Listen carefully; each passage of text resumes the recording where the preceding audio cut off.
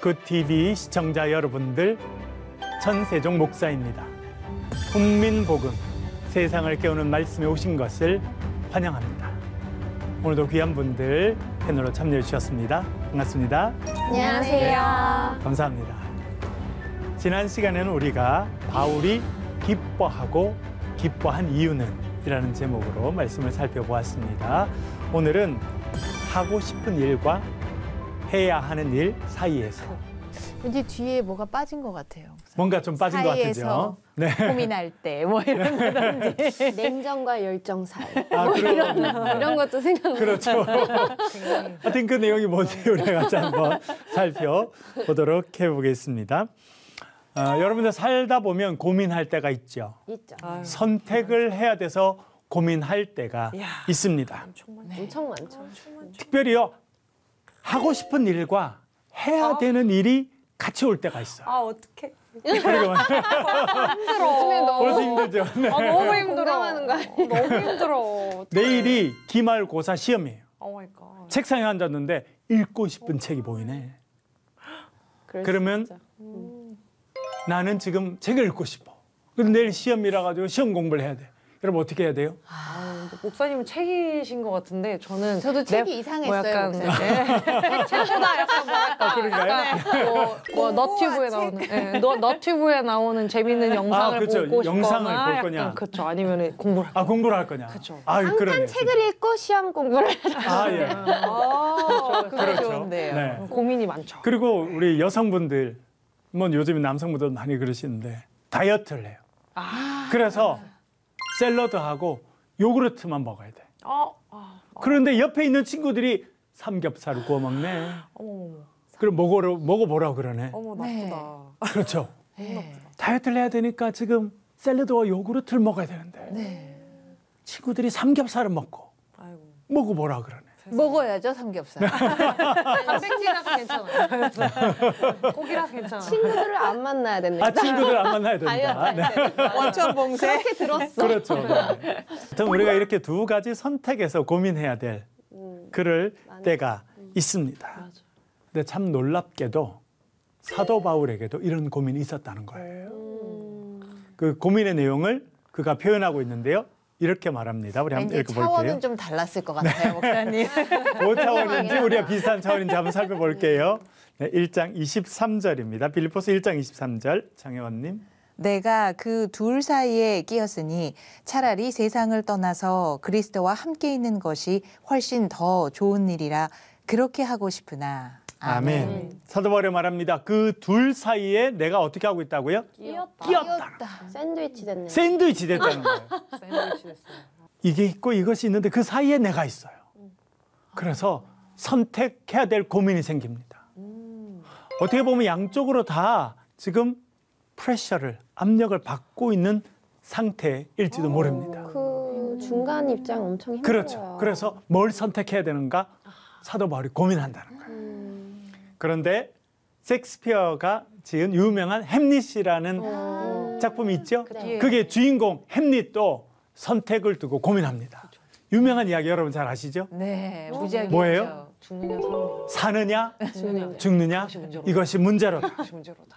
가혹한 운명의 화살을 맞고도 죽은 듯이 참아야 하는가? 아니면 성난 파도처럼 밀려드는 재앙과 싸워 물리쳐야 하는가? 그런 고민했다는 거예요. 사느냐 죽느냐 고민을 하고 있었다는 거예요. 두 가지 선택권이 있습니다. 하나는 사는 것이고 하나는 죽는 거예요. 사는 것은 무엇이냐면 가혹한 운명의 화살을 맞고도 죽은 듯이 지내면 살 수 있어요. 여러분 그 이야기 아시죠? 가혹한 운명의 화살을 맞습니다. 그건 뭐냐면 왕이었던 자기 아버지가 독살됩니다. 그런데 그 아버지를 독살한 사람은 작은 아버지예요. 그 작은 아버지가 지금 왕이 됐습니다. 그런데 더 기가 막힌 것은 아버지를 죽인 그 원수가 자기 엄마와 결혼했다는 거예요. 사람. 정말 이런 운명의 말이 안 나오네. 이런 처참한 시간을 맞았는데 죽은 듯이 마치 아무 일 없었던 듯이 살면 살 수 있습니다. 그런데 고민이죠. 아니면 성난 파도처럼 일어나서 이 불의와 대항해서 싸워야 되느냐. 아버지 원수를 갚는 거예요. 아버지 원수를 갚으려면 누구를 죽여야 돼요? 지금 왕을 죽여야 되는 거예요. 아주 위험한 일. 복수해야죠. 복수. 그렇죠. 네. 그렇게 아버지를 죽이기 전에 자기가 먼저 죽임을 당할 수도 있습니다. 그렇죠. 그래서 삶과 죽음 사이에서 그가 고민한다는 거예요.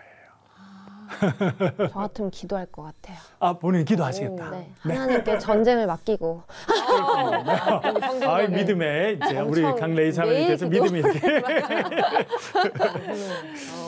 사도 바울도요, 둘 사이에 껴 있었어요. 이것을 선택할 것이냐 저것을 선택할 것이냐 고민하고 있었습니다. 그런데 사도 바울이 말하는 두 가지가 뭐냐면 아주 쉽게 말하면 이렇습니다. 하고 싶은 일을 할 것이냐 해야 하는 일을 할 것이냐 그것이 고민이라는 거예요. 이건 너무 힘들다. 그렇죠? 네. 그래서 사도 바울에게 있어서도 하고 싶은 일이 있었어요.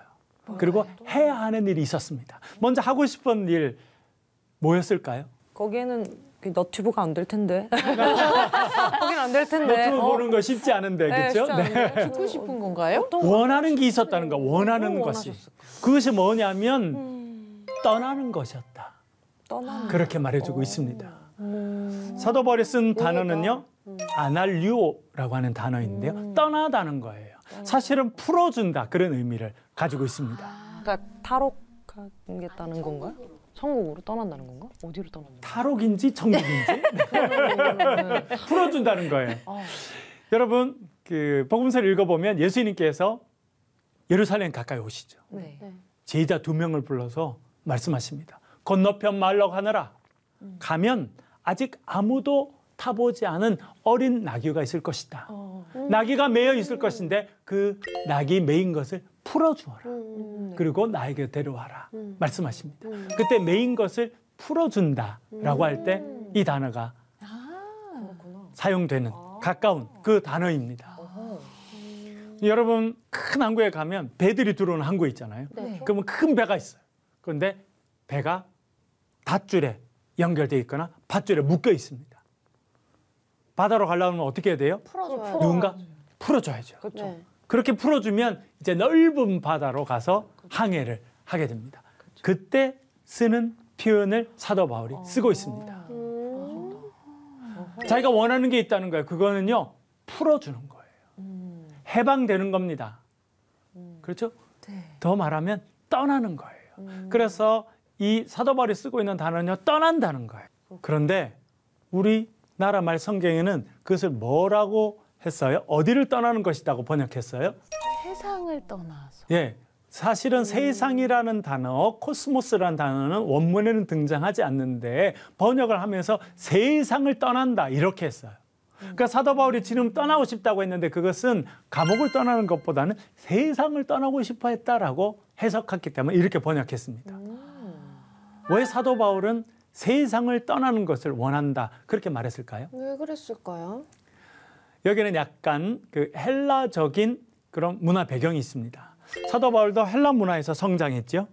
그래서 헬라 언어와 수사 그런 공부를 많이 했습니다. 그리고 지금 편지를 받고 있는 빌립보인들도 헬라 문화 가운데 살고 있습니다. 헬라인들의 생각, 철학에는 우리 육체는 영혼을 가두고 있는 감옥이라 생각했어요. 그래서 우리의 맑은 이 영혼이 육체 안에 갇혀 있다고 생각했습니다. 그래서 이 영혼이 감옥인 육체에서 빠져나오고 싶다고 생각했어요. 그 방법이 뭐였을까요? 죽음이죠. 죽을 때 이 육체 안에 갇혀있던, 육체라는 감옥에 갇혀있던 영혼이 떠나게 된다라고 많은 사람들이 생각하고 그렇게 가르쳤습니다. 사도 바울도 그 영향을 받고 있는 것은 사실인데요. 다른 게 있어요. 그 무엇이냐면 사람들은 그 당시 많은 사람들은 영혼이 육체 안에 갇혀 있기 때문에 떠난다고 생각했습니다. 그래서 자유를 얻는다고 생각했어요. 그런데 사도 바울은 전혀 다릅니다. 사도 바울은 떠나고 싶다. 나도 이 세상에서 떠나고 싶다고 이야기합니다. 그런데 그 목적이 달라요. 그 뭐냐면 그리스도와 함께 하기 위해서 떠나고 싶다라고 말하고 있는 것입니다. 그 부분은 사실은 유대인들이 오랫동안 했던 마음이기도 한데요. 대표적인 시편 23편 6절에서 다윗이 이렇게 고백합니다. 한번 읽어볼게요. 강레이 자매님. 내 평생의 선하심과 인자하심이 반드시 나를 따르리니 내가 여호와의 집에 영원히 살리로다. 아멘. 아멘. 여러분, 우리가 이 땅이 아무리 좋아도 영원히 살 수 있습니까? 없죠. 다 이 땅을 떠나야 돼요. 우리 모두가 떠나야 됩니다. 떠나서 우리는 어디 이르기를 소망하고 살고 있습니까? 천국. 천국에 여호와의 집에 영원히 살기를 우리가 다 원하고 있습니다. 사도 바울도 그런 소망이 있었다는 거예요. 그래서 이 세상을 떠나서 이제 내가 이 땅에서의 사명을 거의 다 완수했는데 이제 이 땅을 떠나서 그리스도와 함께 살고 싶고 하나님의 집에서 내가 안식을 누리고 싶다. 그것이 사도 바울이 원하는 거였다. 그렇게 말해주고 있습니다. 목사님 혹시 이 포인트를 이렇게 이해해도 될까요? 네. 그러니까 사도 바울이 자기가 하는 복음 전파에 아주 인생에 큰 의미를 두고 있어도 네. 인간이라 고달프잖아요. 그렇죠. 그러니까 그냥 죽음을 통해서 주님 옆에 안식하고 싶은, 다 내려놓고 쉬고 싶은 그런 마음도 그렇죠. 있는 그런 거죠. 마음이에요. 개인적으로. 네, 개인적으로는 그걸 원한다는 겁니다. 너무 힘드니까. 너무 힘들죠. 왜냐면 육체가 감옥이라고 생각하면 저 같으면 되게 힘들 것 같아요. 근데 사도 바울은 육체가 감옥이기 때문에 떠난다라고 하기보다는 내가 이 땅에서 사명을 다해 가기 때문에. 예. 그래서 하나님께서 나에게 주신 사명을, 복음 전파의 사명을 내가 거의 다 다해가고 이제 내 육체도 쇠잔해지고 나도 힘이 많이 없기 때문에 이제는 내가 차라리 주님 앞에 가는 것을 내가 더 소망한다. 그런 의미를 가지고 있습니다. 헬라 문화 가운데 배웠지만 그가 이제 우리의 육체가 감옥이기 때문에 떠난다. 이런 사고는 더 이상 바울에게는 적용되지 않았던 것 같습니다. 두 번째 소원이 나옵니다. 그건 무엇이냐면 그리스도와 함께 있는 거예요. 그것이 그의 소망이었다. 그렇게 말해주고 있습니다. 금방 말씀하신 것처럼 이제 그는 거의 사명을 다 이루어갔다고 생각하고 있습니다. 그리고 그의 나이가 많이 들어서 그의 이제 육체가 아주 힘들어지는 그런 상황 가운데 감옥에 있습니다. 그래서 이제 내가 그리스도와 함께 있고 싶다. 그래서 천국에 대한 소망을 더 많이 가졌다고 생각이 듭니다. 그런 표현들이 디모데 후서 4장에 좀 더 구체적으로 나오는데요. 읽어보겠습니다. 박찬송님. 나는 선한 싸움을 싸우고 나의 달려갈 길을 마치고 믿음을 지켰으니 이제 후로는 나를 위하여 의의 면류관이 예비되었으므로 주 곧 의로우신 재판장이 그날에 내게 주실 것이며 내게만 아니라 주의 나타나심을 사모하는 모든 자에게도니라. 아멘. 아멘. 사도 바울이 뭐라 말합니까? 선한 싸움을 싸우고 달려갈 길을 맞춰간다는 거예요. 마라톤 선수가 마라톤을 막 42.19km를 뛰고요. 제일 마지막에 주 경기장에 들어오잖아요. 네. 그 주 경기장 한 바퀴 딱 돌고 결승전, 그렇죠? 그게 딱 들어가게 되는데 마치 그 주 경기장에 들어온 것 같은 그런 마음을 사도 바울이 갖고 있는 겁니다. 사람들이 박수를 쳐주고 환호하고 저 멀리 이제 결승점이 보이는 그런 단계에 있다는 것입니다. 자기가 자기 인생의 여정에 지금 그 순간에 서 있다고 느끼는 거예요. 그래서 천국을 더 소망합니다. 그리스도와 함께 있는 걸 더 소망해요. 왜냐하면 내가 이제 주님을 만나게 되면 주님께서 나에게 뭘 주실 것이기 때문에요. 의의 면류관을 주실 것이다. 왕들이 쓰는 왕관과 같은, 그렇죠? 그런 의로운 찬란한 면류관을 씌워주고 착하고 충성된 종아 하나님이 칭찬해 주실 거기 때문에 내 주인의 즐거움에 참여해라. 그렇죠? 그래서 수고한 종에게 칭찬을 해주시고 천국 잔치를 열어주시고 거기에 사도 바울을 그 천국 잔치 식탁에 초청해 주실 그것을 기대하면서 나는 주님과 함께 있고 싶습니다. 라고 하는 소망을 갖고 있었다는 거예요. 멋지네요. 참 당당한 자신감. 맞아요. 너무 열심히 지내왔기 그렇죠. 때문에. 여기서 말하는 것처럼 나를 위한 의의 면류관이 이미 준비되어 있다고 그는 확신하고 있었습니다. 대단하다. 그렇기 때문에 더 이상 이 땅에 미련이 없습니다. 그래서 내가 속히 이 땅을 떠나서 그리스도와 함께 있고 싶다라고 하는 개인적인 소망을 갖고 있었어요. 그것이 자기가 하고 싶은 일이었습니다. 그런데 현실적으로 해야 되는 일이 있었습니다. 그것을 이렇게 말해주는데요. 24절을 같이 한번 읽어보겠습니다. 장혜원님. 내가 육신으로 있는 것이 너희를 위하여 더 유익하리라. 아멘. 아멘. 내가 육신으로 있는 것, 이 육신, 이 고단한 인생 가운데 이 쇠잔해지고 노쇠해진 이 육체 가운데 내가 계속 있는 것, 그것이 내가 해야 되는 일이라는 거예요. 여기서는 너희를 위하여 더 유익할 것이다. 그렇게 이야기했는데요. 여기서 쓰인 유익하다라고 이렇게 번역된 말은 아낭카이오스라고 하는 단어인데 더 필요하다는 거예요. 더 필요하다. 유익하다는 것보다 너희를 위해서 이게 더 필요한, 너희들에게 더 필요한 일이다. 나한테 필요한 일이 아니라 누구한테 필요한 일이라는 거예요? 빌립보 교인들에게 더 필요하다는 거예요. 아, 이제 죽어서 쉬고 싶어도 못하는 거잖아요. 그렇죠. 그게 내가 원하는 것이지만 내가 해야 되는 일이 있어요. 영적인 아버지로서. 그래서 이 빌립보 교인들은 멀리 있지만 사도 바울이 생존에 있는 것 자체로 너무나 큰 위로가 됐던 것 같아요. 힘이 됐던 것 같습니다.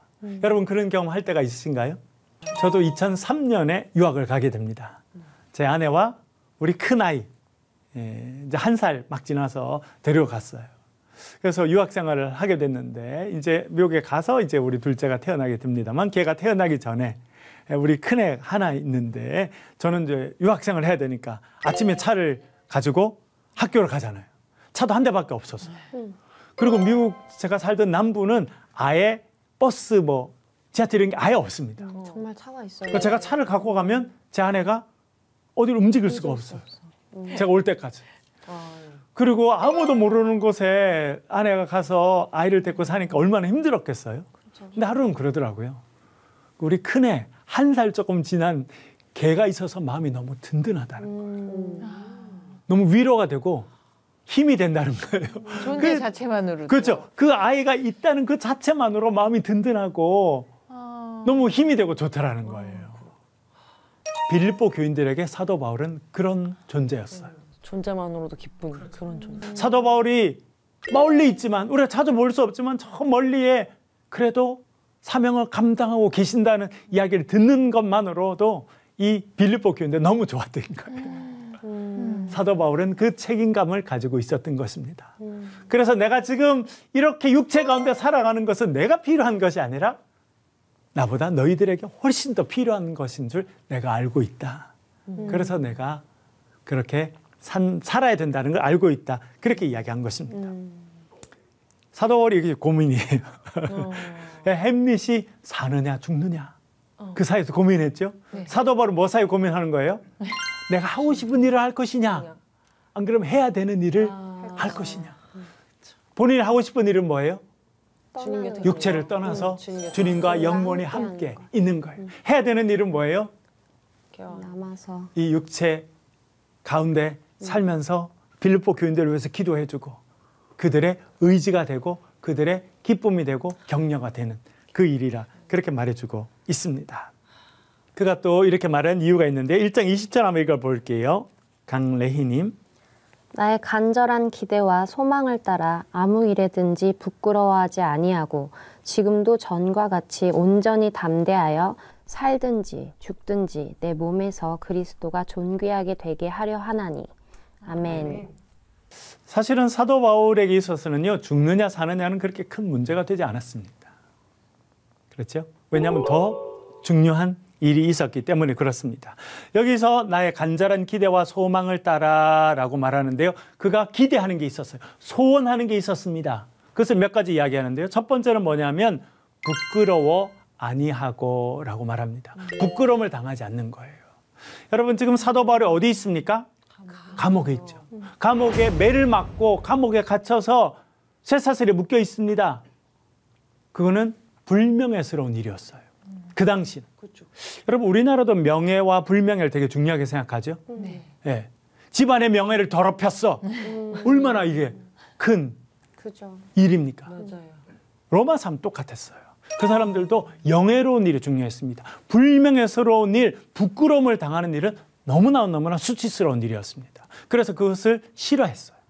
그런데 사도 바울은 감옥에 갇혀서 죄인으로 취급받는 이 자체가 부끄럽지 않은 일이다. 그렇게 말하고 있습니다. 그리고 그렇게 내가 누군가가 나를 그렇게 부끄럽게 생각하지 않기를 원한다. 왜냐하면 내가 뭔가 잘못한 것이 아니라 내가 복음을 전하다가 하나님의 일을 하다가 이 일이 나에게 이루어졌기 때문이다. 그렇게 말해주고 있습니다. 그에게 또 다른 소망이 있었습니다. 그것은 뭐냐면 여기에는 지금도 전과 같이 온전히 담대하여라고 했는데, 예, 담대하다라고 하는 건 뭐냐면 담대하게 복음을 전하고 싶다라고 하는 소망을 이야기하고 있습니다. 근데 여기서 지금도 전과 같이, 그러니까 빌립보에서 처음에 담대하게 복음을 전했죠. 네. 사도행전을 보면 그렇게 전하다가 붙잡혀서 옷이 벗겨지고 매를 맞고 빌립보 감옥에 던져졌습니다. 그럼에도 불구하고 담대히 복음을 전했어요.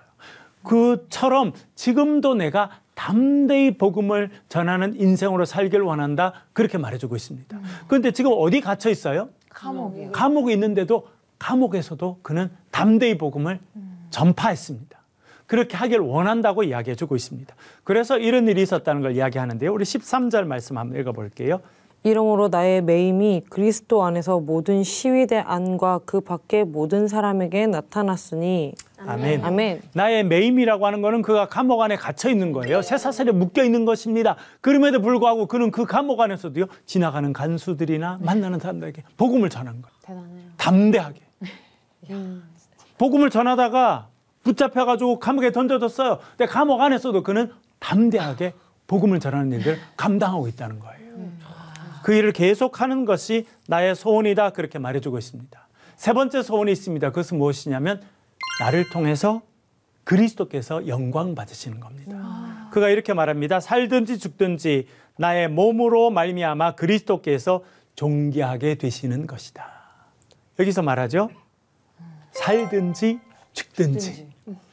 살아도 괜찮고 죽어도 괜찮다는 거예요. 더 중요한 일이 있습니다. 그것은 무엇이냐면 나를 통해서 그리스도께서 영광 받으시는 것이다. 그렇게 말해주고 있습니다. 그래서 그는 사느냐 죽느냐가 큰 문제가 되지 않았던 사람이라는 것을 알게 됩니다. 18절에서 그 이야기를 했는데요. 읽어볼게요. 장혜원님. 그러면 무엇이냐? 거칠애로 하나 참으로 하나 무슨 방도로 하든지 전파되는 것은 그리스도니 이로써 나는 기뻐하고 또한 기뻐하리라. 아멘. 우리 지난 시간 살펴보았죠. 거칠애로 하나 참으로 하나. 그렇죠? 나를 힘들게 하기 위해서 복음을 전하나 선한 의도로 복음을 전하나 상관없다는 거예요. 그리스도만 전파되면. 여기서요. 내가 살아도 괜찮고 죽어도 괜찮다는 겁니다. 중요한 거는 그리스도께서 영광 받으시는 것이다. 그렇게 말해주고 있습니다. 어떻게 이렇게 말을 할 수 있었을까요? 21절 읽어보겠습니다. 강레이님. 이는 내게 사는 것이 그리스도니 죽는 것도 유익함이라. 아멘. 아멘. 아주 놀라운 고백을 하고 있습니다. 그렇죠? 이는 내게 사는 것이 누구라고요? 그리스도다라고 하는 것입니다. 이 본문은 해석하기에는 쉽지 않습니다. 그런 여러 가지로 해석할 수 있겠는데요. 그중에 하나는 뭐냐면 내가 살아가는 이유가 그리스도라는 거예요. 내 삶의 이유가 그리스도라는 거예요. 그래서 내가 죽는 것도 얻는 것이라. 그렇게 중요하지 않다는 겁니다. 왜냐하면 내 안에 그리스도께서 사시기 때문이다. 내가 살아가는 이 이유가 그리스도이기 때문에 그리스도만 존귀하게 된다면 내가 죽든지 살든지 문제되지 않는다. 그런 뜻으로 해석할 수 있겠습니다. 또 다른 해석은요. 내 안에 사는 이가 그리스도라는 거예요. 내 안에 사는 이 예수 그리스도. 죄송합니다. 이렇게 가수분이 두 분이 계신데 제가 그렇죠. 내 안에 사는 애가 그리스도이기 때문에 다른 건 문제가 안 된다는 겁니다. 그래서 삶과 죽음을 초월하게 된 거예요. 왜냐하면 그리스도께서 내 안에 사시고 내가 그리스도 안에 삽니다. 내가 사는 것도 그리스도 안에 사는 것이고 십자가에 달리신 예수 그리스도께서 나에게 주신 그 생명으로 살아가는 거예요. 그런데 내가 만약 죽는다 할지라도 어떻게 됩니까? 예수님이 주신 영원한 생명을 얻게 되는 거예요. 그렇죠? 네. 천국에 이르게 되는 거고 천국 잔치에 참여하게 되는 거고 예수님이 주신 생명을 온전히 얻게 되는 것이니 죽는 것도 나에게는 얻는 것이다. 네. 그렇게 말해주고 있습니다. 그래서 사도 바울은 그리스도 안에 살았습니다. 그리스도께서 그리스도를 모시고 살았어요. 그래서 삶도 죽음도 그에게는 큰 문제가 되지 않았다. 그렇게 이야기하고 있습니다. 너무 고차원적이신데요. 정말 대단하다. 그렇죠. 네. 네. 질문 있으시면 내가 기독교인이면 좀 더 하나님 믿고 잘 돼야 네. 뭔가 보기도 좋을 것 같고 그게 되려 은혜로울 것 같은 생각을 저희도 하기도 하고 또 믿지 않는 세상 사람도 우리를 그렇게 평가해요. 그렇죠. 하나님 믿는 사람 왜 이렇게 돼? 이렇게 말해서 부담스러워요. 네. 안 좋은 일이 생길 때요. 네. 근데 오늘 말씀을 통해서는 우리가 육신의 고난을 어떤 뭐 경제적인 고난이든 무엇이건 간에 어떤 삶 속에서의 어려움은 은혜가 안 되는 게 아니라 그 네. 자체가 은혜에 동참하는 거라는 거. 네. 그러니까 전혀 반대되는 해석이죠. 네. 오늘 그걸 좀 깨닫게 된 것 같아요. 주기철 목사님이 감옥에서 순교하시게 됩니다. 네. 그리고 사모님과 자녀들은 살던 사택에서 쫓겨나게 됐어요. 어머. 인간적으로 보면 얼마나 어렵고 힘든 일이었겠어요. 그러나 주기철 목사님과 그 가족들이 계셨기 때문에 우리 기독교가 일제 치하에서도 유지될 수 있었어요. 기독교가 유지된 정도가 아니라 우리나라의 민족의 혼이 그 사건을 통해서 사람들이 알려지게 되고 결국은 해방까지 이르게 됐잖아요. 그 당시 사람들의 기준에서 저 집은 왜 저렇게 됐을까? 예수 믿는 집이고 목회자 집인데 그렇게 생각할 수 있겠지만 결론적으로 보면 그것을 통해서 수많은 사람들이 살게 되는 일이 될 수 있었겠다는 생각을 해봅니다. 네. 감사하고요. 오늘을 우리가 하고 싶은 일과 해야 되는 일 사이에서 라고 하는 제목으로 말씀을 같이 살펴보았습니다. 우리 다음 시간에는 복음에 합당하게 생활하다. 그런 제목으로 말씀을 같이 연구하도록 하겠습니다. 오늘 함께해 주셔서 감사합니다. 수고하셨습니다. 감사합니다.